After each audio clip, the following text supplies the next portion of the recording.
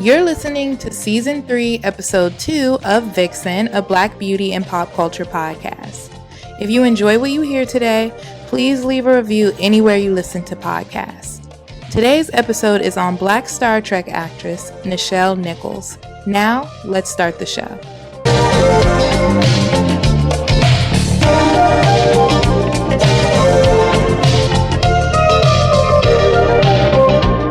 Hey guys, welcome back to another episode of Vixen. I wanted to say thank you to everyone who joined me last week for the Vixen Book Club discussion on Instagram Live. I had a good time. I can't wait to do it again. If you have a book club, make sure you go to the VIXENmemoirs.com and sign up so you can read our March book with us, which is Fly Girl by Omar Tyree, a throwback. I feel like a lot of people have read that book. I can't even count how many times I've read it, but every time I read it, I enjoy it more. So go ahead and join us and read the book with us. Every book that we read, you receive a free PDF of the book. So joining the club is completely 100% free. So go ahead and join the club, and then we can meet up next month and talk about Fly Girl. So anyway, thank you guys again, and let's start the show. Grace Dell Nichols was born on December 28th, 1932 in Robbins, Illinois, which is a suburb of Chicago, to Samuel Earl Nichols and Leisha May Nichols. Her father was a factory worker, but he actually served as the mayor of Robbins at some point, and her mother, Leisha, was a stay-at-home mom. Around 1940, the family moved to Chicago. So Nichelle immediately started to study dance at the Chicago Ballet and decided to dedicate her life to acting and singing. Her main focus was to get on Broadway. So that was her thing. Broadway was the goal. In 1947, when she was 15, Nichelle actually joined Duke Ellington and his band as a singer and started to tour the country with them. She later joined the Lionel Hampton Band on tour, and then when that tour was over, she decided to move to LA and work on an acting career while still singing on the side. It was kind of hard for her to get gigs though, so she did modeling work to hold her over between bookings. In 1951, Nichelle married fellow dancer Foster Johnson. They ended up getting divorced that very same year, but before they split, they had one son named Kyle, who was born on August 14th of 1951. So I couldn't find much about this marriage. I couldn't find a lot of information on it, but it is giving me Shotgun Wedding because they ended up getting married and having a baby the same year and getting divorced. So I'm thinking she might have been pregnant. And then they just decided to get married, but I can't confirm that. So Nichelle actually performed in a Duke Ellington show while she was 2 months pregnant with Kyle. So that's why I kind of think she might have been pregnant. But anyway, after her son's birth, Nichelle continued to work in clubs and she avoided establishments that were in bed with the mob. And this was 1950 Chicago, y'all. So y'all can imagine, like, pretty much everywhere she went probably was in bed with the mob. But, you know, she ended up finding some spots that weren't. She actually did end up working at one club that was run by mob boss Frankie Balistieri. I feel like I'm pronouncing that wrong. Balistieri. So I love mob stuff. So I looked him up because I've never heard of this particular mobster before. But I found out that he was called the Mad Bomber because he often used improvised explosive devices, which are known as IEDs, attached to cars as weapons in order to murder his op. So allegedly, y'all, I'm not trying to get murked by the mob or anything like that. But yes, they used to call him the Mad Bomber. Nichelle's first real gig came when she appeared in the 1959 film Porgy and Bess as a dancer. Throughout this time, Nichelle did a couple productions of the plays Carmen Jones, For My People, and The Roar of the Grease Paint. Nichelle says her parents were very supportive around this time, and they helped her with raising her son while she worked. And this was a really, really big deal, I can imagine. I mean, she was young, she was divorced, and she was a Black single mom. So yeah, I can only imagine. One play in particular, based in Chicago called Kicks & Co., finally got Nichelle noticed by the masses. So this play was based on the campus of a presumed HBCU during the early days of desegregation. So in the play, there's a character named Mr. Kicks who's basically based on Satan's, and I think he's called Mr. Kicks because it's like, you know, come get your kicks. But anyway, he attempts to throw people off of their game, essentially. So like if you're working hard on something, he comes and tries to like destroy distract you, you know. So I haven't seen it, but I'm guessing Mr. Kicks has women surrounding him that are based off of the Playboy bunnies from the Playboy Club. So it's supposed to be satire. Anyway, Nichelle plays Hazel Sharp, who is a student at the campus, and she's being influenced by Mr. Kicks to be, and I quote, Orgy Maiden of the Month for Orgy Magazine. So Orgy Magazine is like the Playboy magazine in this play. So the play had mixed reviews and production shut down after a very short run, but Hugh Hefner saw it and he thought it was hilarious, even though it was making fun of his brand. But he was really, really impressed with Nichelle, so he hired her to perform at the Chicago Playboy Club around 1961. And we already know all the baddies worked at the Chicago Playboy Club. And if you want a more detailed history of the club, go back to the very, very first episode of the podcast, season 1, episode 1, the Jennifer Jackson episode. It goes way in depth about the Chicago Playboy Club. After this, Nichelle continued to book small roles, nothing too special, but it did get her some famous friends. Through these gigs, she became friends with Sidney Poitier, Maya Angelou, Frank Sinatra, and guess who? I'm going to give y'all a moment. Sammy Davis Jr. If you're new here, you should know that we are keeping count of how many times Sammy Davis Jr. is mentioned on this podcast. So if you were a hot black girl from like the 1960s to about the 1980s, you dated Sammy Davis Jr. All research leads to every attractive black woman dated Sammy Davis Jr. around that time. It's science. I don't know how he does it, but it's science. So in her book, Nichelle talks about dating him and then dumping him for Frank Sinatra. And she says that he asked her to marry him and she refused, so they ended up growing apart. So as you can see, it kind of took a while for Nichelle to get that big break. But her patience definitely paid off because in 1966, she landed her most noteworthy role yet, and that was playing Lieutenant Uhura in the new Star Trek series, thanks to Gene Roddenberry. And this was a huge deal because this was one of the very first non-servant roles that went to a black woman at this time.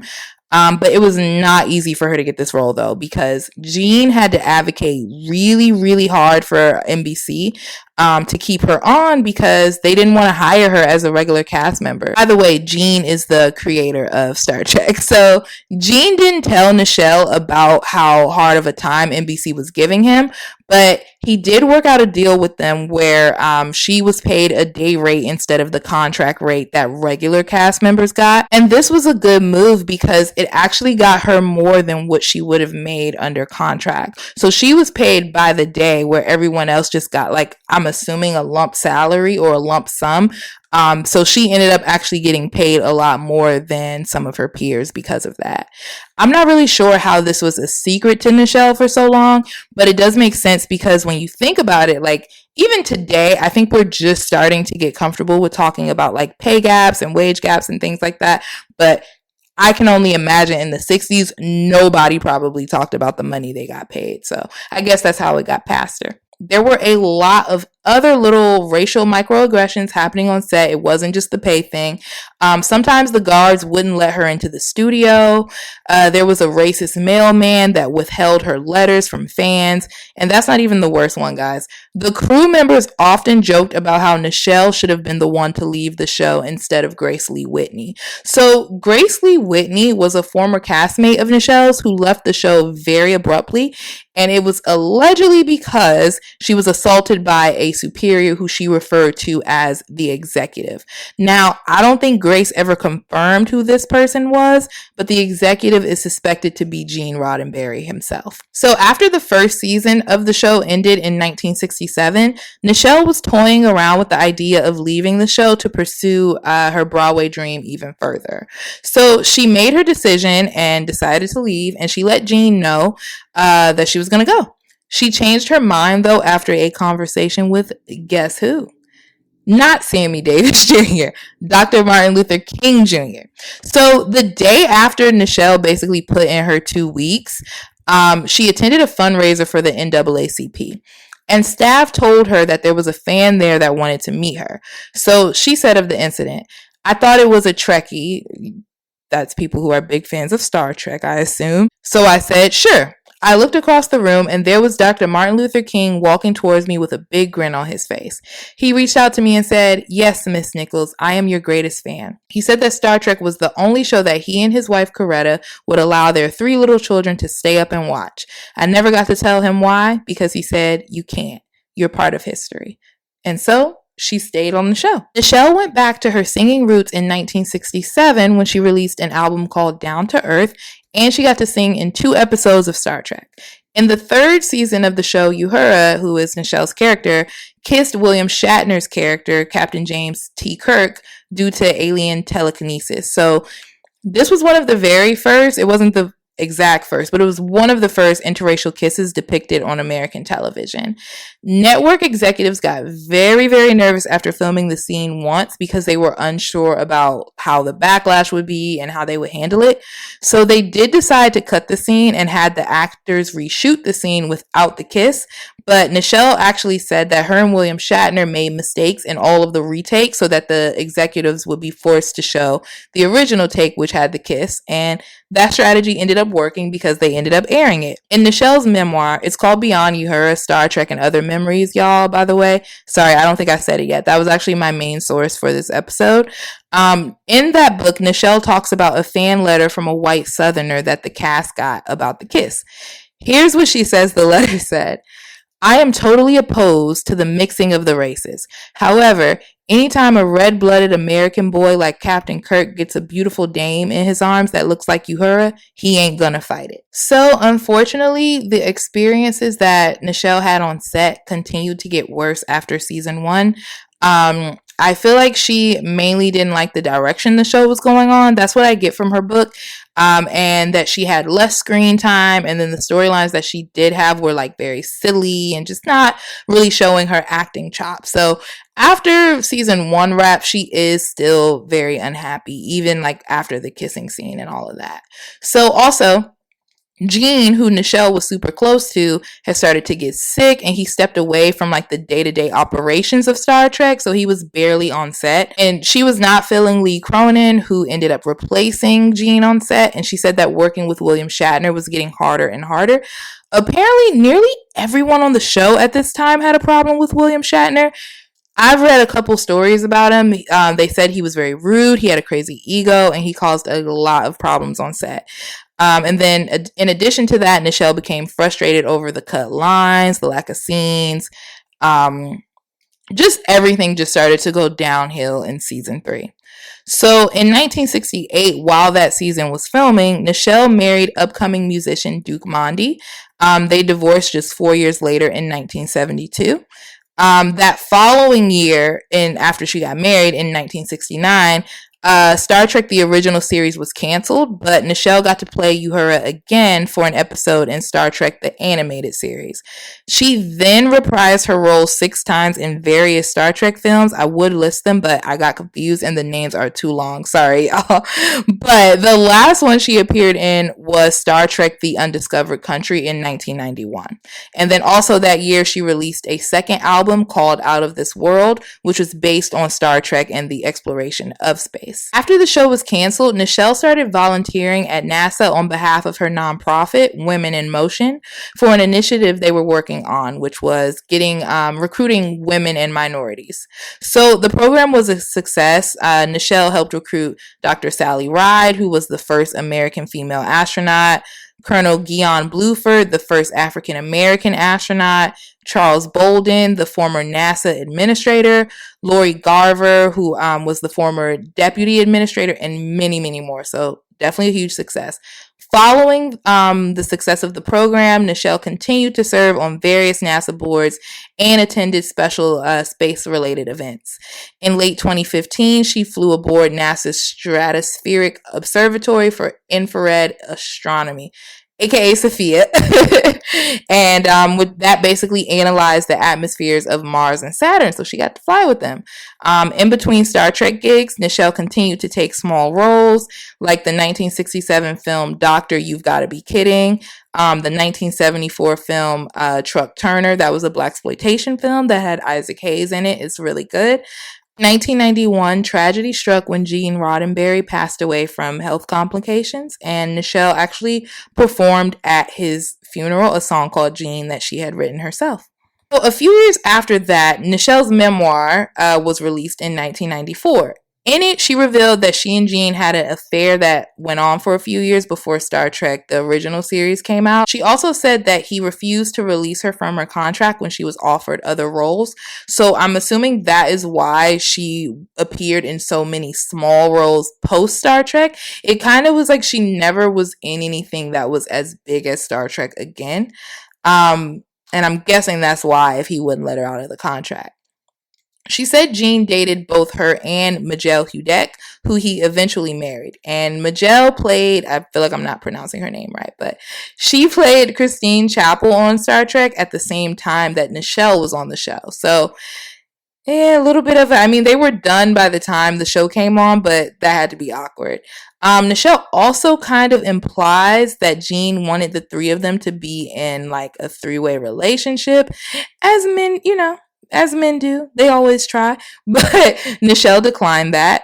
And she dumped him because of her budding friendship with Nichelle. She said, she was starting to become cool with her and she already didn't want to get married again. She says there was no hard feelings and their relationship on set was strictly business, and neither one of them ever told any cast or crew members about it. Nichelle experiences another tragedy, and I want to put a trigger warning here just in case, people may not want to hear this part. It is about suicide, so please skip about 30 seconds forward if that triggers you. So, trigger warning. So Nichelle experiences another tragedy when her younger brother, Thomas Nichols, dies of suicide on March 26, 1997. Now, this situation was insane. So Thomas was a member of the Heaven's Gate cult, which famously staged a mass suicide that year. And that is what he passed in. Thomas had been a member of the cult for 20 years by 1997, and he often shouted his sister out in the cult's promotional materials, probably because of the whole Star Trek affiliation, but I'll explain that. So I tried to do a little research on them, but I had to stop because it was freaking me out a little bit. No disrespect to the dead, but anyway, basically, the Heaven's Gate cult believed that evil space aliens, who they called Luciferians, disguise themselves to humans as God, to keep humans from developing. So they basically believed that people who believe in God, Christianity, Christians, whatever you are, if you believe in God, they think that was created to keep us from developing into our true selves, which I guess would be extraterrestrial characters. I don't know, y'all. But the cult purposely coincided their mass suicide with the passing of the Hale-Bopp comet. So they were very, very into space. Fun fact, they only wore Nikes. They only wore Nikes. The people in the cult only wore Nikes. I wanted to see if there was some kind of cool meaning behind it, but no, I think those were just the only shoes they could all buy in bulk for all of the members. After this tragedy, Nichelle continued to focus on her work. Throughout the early 2000s, she continued to take small roles in shows and films like Futurama, Batman, Gargoyles, The Simpsons, Snow Dogs. All of her roles were very small after Star Trek, but she had a very steady career. She definitely did. She actually got a Daytime Emmy nomination for her role in The Young and the Restless in 2017. So here's where things kind of take a turn. In 2015, Nichelle had suffered a mild stroke and she had started therapy, but she had been diagnosed with dementia in 2013, but it seemed to be quite manageable. Did get worse in about 2018. She stopped appearing at Star Trek conventions around this time. She was a staple at them, but around 2018, people stopped seeing her. In 2019, Nichelle's manager, Gilbert Bell, filed a lawsuit against her son, Kyle Johnson, accusing him of elder abuse. So Gilbert had lived with Nichelle since 2012, and he said that her son had been trying to place Nichelle in an assisted care facility against her will, and he was trying to kick the both of them out so that he could sell the home. He also said that Kyle had fired key staff members that Nichelle needs and hadn't replaced them, like her physical therapist, caregiver, and personal assistant. So all very, very important to a woman who, is diagnosed with dementia. These are very, very heavy allegations, right? Next year, Kyle and the rest of the family sued Gilbert, saying that he had been taking advantage of Nichelle for the last decade, and they turned to GoFundMe to raise money for the case. So they said that Gilbert, and this is a quote, exerted his undue influence and took control over Miss Nichols' assets and personal affairs starting in 2010, which is allegedly when Nichelle started to show signs of dementia. So after her stroke in 2015, Nichelle did need 24/7 care. Gilbert was given the responsibility of managing Nichelle's affairs and was granted power of attorney over her son. And in the son and the rest of the family's lawsuit, they said that he forced her to give him power of attorney. So Kyle is saying that Gilbert committed financial elder abuse, breached his duty to Nichelle, committed fraud, unjustly enriched himself, and then a whole bunch of other charges. They also say that Gilbert scammed Nichelle into renting her guest house for just $300 a month, and that she could get up to $3,500 for it realistically. And I don't know exactly where she lives, but I know that Nichelle lives in California, somewhere near LA. So, and I know LA is hella expensive, so I can only imagine she definitely could get $3,500 at least for a whole guest house. But anyway, they also allege that Gilbert discharged Nichelle from a facility against medical advice from her doctors and against the wishes of the family. And then they also say that he had isolated her from her loved ones as well. And lastly, Kyle says that Gilbert, here's another quote, intentionally misappropriated income earned by Nichelle, that he took cash from her appearances at conventions, and that he inappropriately dispersed the money that she earned and misappropriated funds from her financial accounts and her bank accounts and things like that. So Gilbert has defended himself by saying Nichelle never ever wanted her son to be responsible for her affairs because he's used her credit cards before and forced her into getting a reverse mortgage.